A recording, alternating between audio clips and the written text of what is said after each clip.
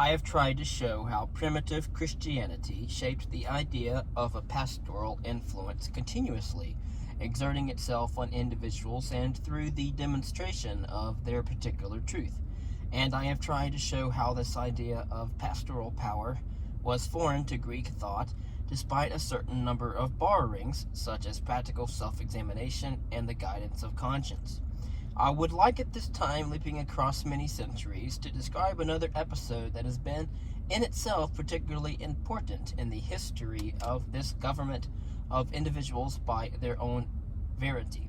This instance concerns the formation of the state in the modern sense of the word.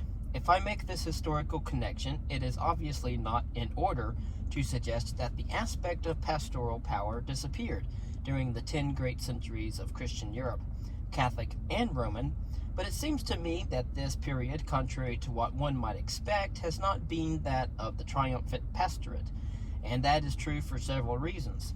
Some are of an economic nature. The pastorate of souls is an especially urban experience, difficult to reconcile with the poor and extensive rural economy at the beginning of the Middle Ages. The other reasons are of a cultural nature. The pastorate is a complicated technique that demands a certain level of culture, not only on the part of the pastor, but also among his flock. Other reasons relate to the socio-political structure. Feudality developed between individuals, a tissue of personal bonds of an altogether different type than the pastorate. I do not wish to say that the idea of a pastoral government of men disappeared entirely in the medieval church. It has indeed remained, and one can even say that it has shown great vitality. Two series of facts tend to prove this. First, the reforms that had been made in the church itself, especially in the monastic orders. The different reforms operating successively inside existing monasteries had the goal of restoring the vigor and rigor of pastoral order among the monks themselves. As for the newly created orders, that of the Dominican and Franciscan, essentially they proposed to perform pastoral work among the faithful.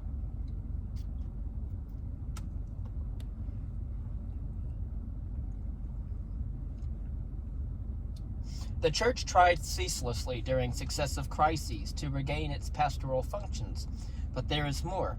In the population itself, one sees all during the Middle Ages the development of a long series of struggles whose object was pastoral power. Critics of the church that fails in its obligations reject its hierarchical structure, look for the more or less spontaneous forms of community in which the flock could find the shepherd it needed. This search for pastoral expression took on numerous aspects. At times, extremely violent struggles, as was the case for the sometimes peaceful quests. Sometimes it stirred very extensive movements, such as the Hussites. Sometimes it fermented limited groups like the Amis de Lubeland. Some of these movements were close to heresy, as among the Begards. Others were at times stirring orthodox movements that dwelled within the bosom of the church, like that of the Italian Oratorians in the 15th century. I raise all of this in a very elusive manner in order to emphasize that if the pastorate was not instituted as an effective practical government of men during the Middle Ages, it has been a permanent concern and a stake in constant struggles. There was, across the entire period of the Middle Ages, a yearning to arrange pastoral relations among men, and this aspiration affected both the mystical side and the great Menelarean dreams. Of course, I don't intend to treat here the problem of how states are formed, nor do I intend to go into the different economic, social, and political processes from which they stem. Neither do I want to analyze the different institutions or mechanisms with which states equipped themselves in order to ensure their survival. I would just like to give some fragmentary indications as to something midway between the state as a type of political organization and its mechanisms, namely the type of rationality implemented in the exercise of state power. I mentioned this in my first lecture. Rather than wonder whether aberrant state power is due to excessive rationalism or irrationalism, I think it would be more appropriate to pin down the specific type of political rationality the state produced. After all, at least in this respect, political practices resemble scientific ones. It's not reason in general that is implemented, but always a very specific type of rationality.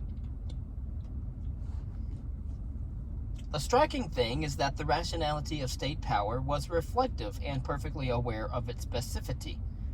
It was not tucked away in spontaneous blind practices. It was not brought to light by some retrospective analysis. It was formulated especially in two sets of doctrine, the reason of state and the theory of police.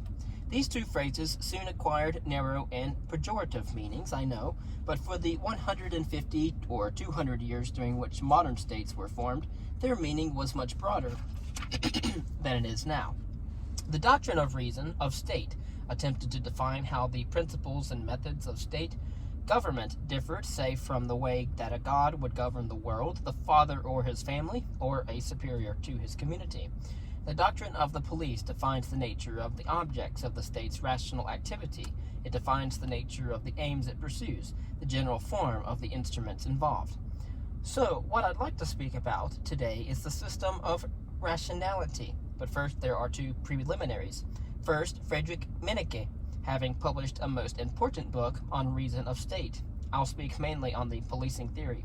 Second, Germany and Italy underwent the greatest difficulties in getting established as states, and they produced the greatest number of reflections on reason of state and the police. I will often refer to the Italian and German texts. Let's begin with reason of state.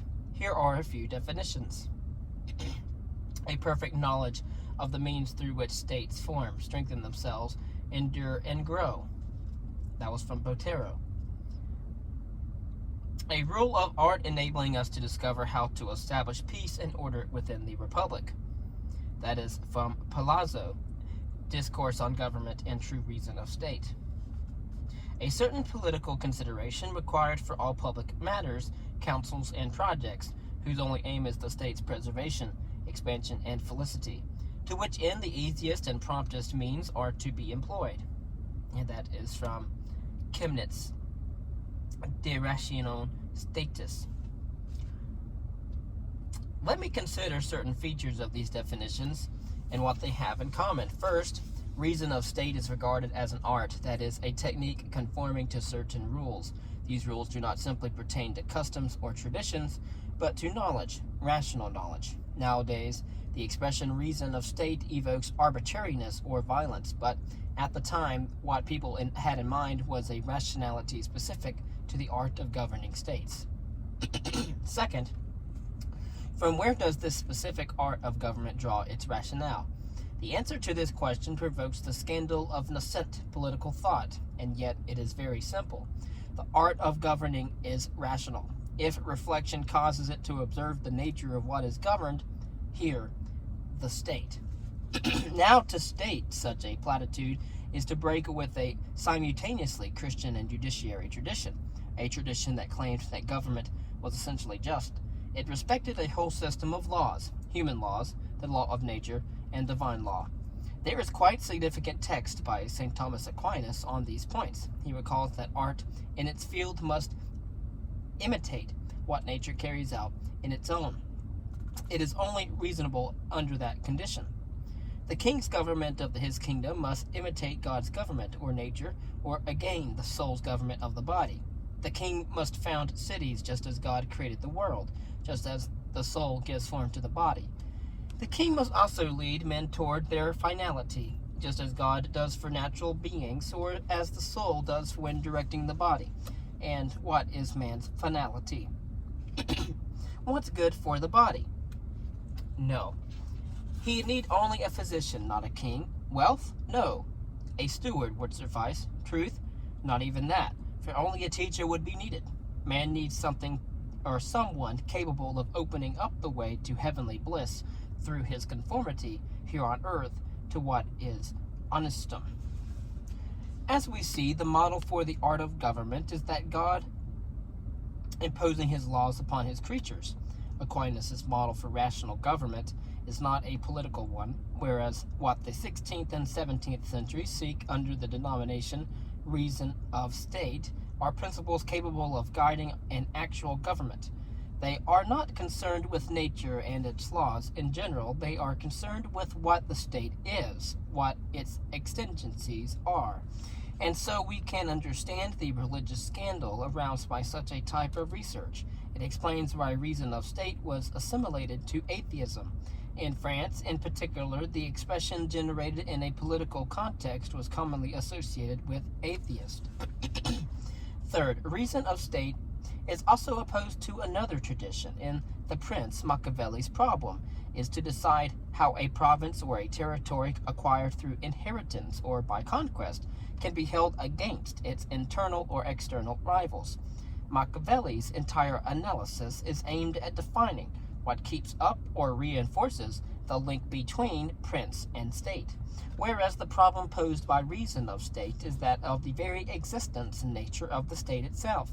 This is why the theoreticians of reason of state tried to stay aloof from Machiavelli. He had a bad reputation, and they could not recognize their own problems in his. Conversely, those opposed to reason of state tried to impair this new art of governing, denouncing it as Machiavelli's legacy.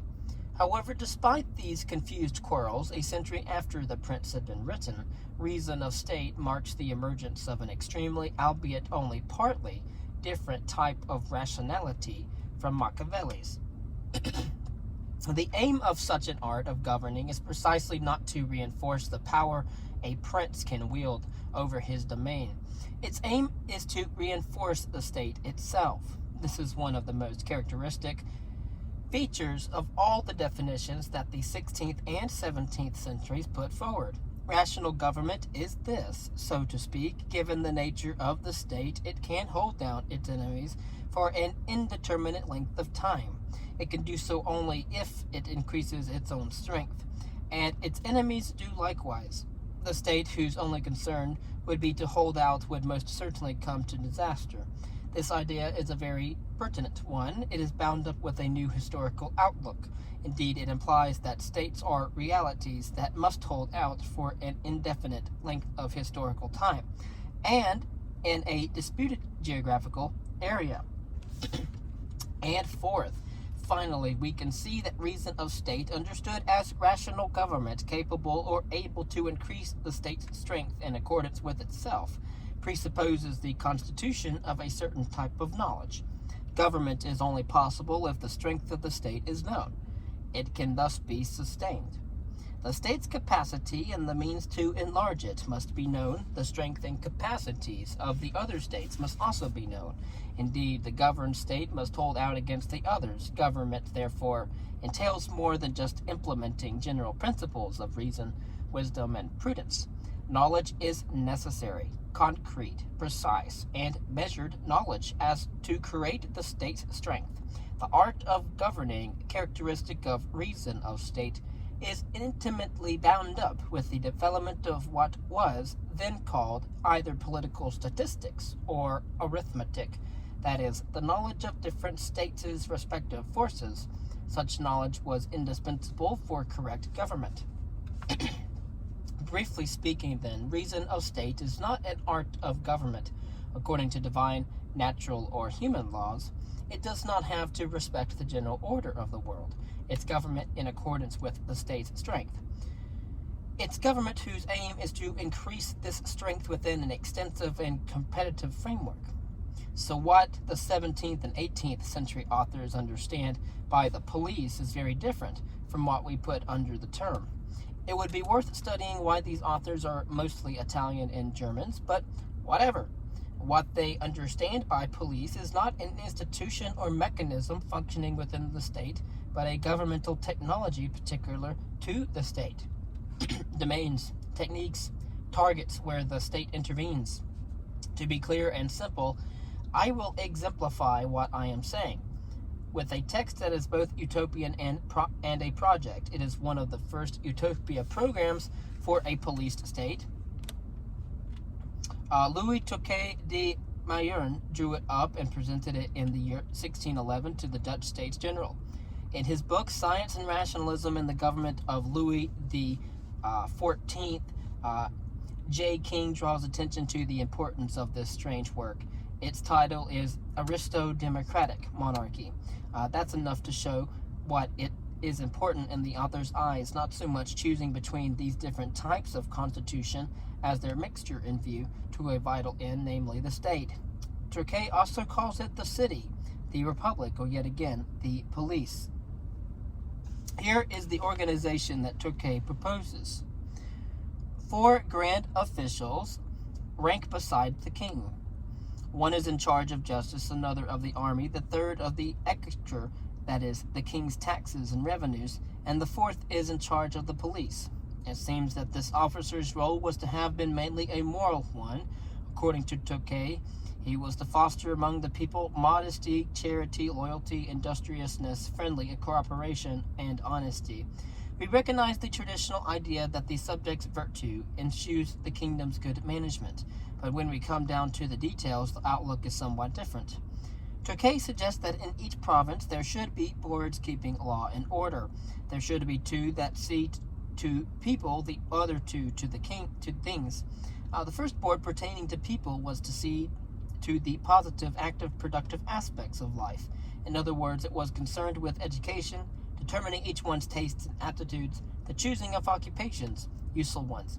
Each person over the age of 25, for example, had to be enrolled on a register noting his or her occupation. Those not usefully employed were regarded as the dregs of society. The second board was to see the negative aspects of life, the poor, widows, orphans, aged, etc., requiring help, the unemployed whose activities required financial aid, no interest was to be charged, public health, disease and epidemics, and accidents such as fires and floods. One of the boards concerned with things was to specialize in commodities and manufactured goods. It was to indicate what was to be produced and how. It was also to control markets and trading. The fourth board would see to the demesne, that is the territory space. Private property such as legacies and donations, sales were to be controlled, manorial rights were to be reformed, roads, rivers, public buildings, and forests would also be seen to as well, and in many features the text is akin to the political utopias that were so numerous at the time, but it is also contemporary with the great theoretical discussions on reason of state and the administrative organization of monarchies. It is highly representative of what the epoch considered a traditionally governed state's task to be. What does this text demonstrate? First, the police appear as an administration heading the state, together with the judiciary, the army, and the exchequer. True, yet in fact it embraces everything else. It branches out into all of the people's conditions, everything they do or undertake. Its field compromises justice, finance, and the army. Second, the police includes everything, but from an extremely particular point of view. Men and things are envisioned as to their relationships, men's coexistence on a territory, their relationships as to property, what they produce, what is exchanged on the market. It also considers how they live, the diseases and accidents that can befall them. What the police sees to is a live, active, productive man. Turkey employs a remarkable expression. The police's true object is man. 3. Such intervention in men's activities would well be would well be qualified as totalitarian. What are the aims pursued? They fall into 2 categories. First, the police has to do with everything providing the city with adornment, form, and splendor. A splendor denotes not only the beauty of a state ordered to perfection, but also its strength, its vigor. The police therefore ensures and highlights the state's vigor. And second, the police other purpose is to foster working and trading relations between men, as well as aid and mutual help. There again, the word that he uses is important. The police must ensure communication among men and women in the broad sense of the word. Otherwise, men and women wouldn't be able to live, or their lives would be precarious, poverty-stricken, and perpetually threatened. And here we can make out what is, I think, an important idea. As a form of rational intervention, wielding political power over men, the role of the police is to supply them with a little extra life, and by doing so, supply the state with a little extra strength. This is done by controlling communication, that is, the communication or common activities of individuals, work, production, exchange, and accommodation. However, though, many people will object to this.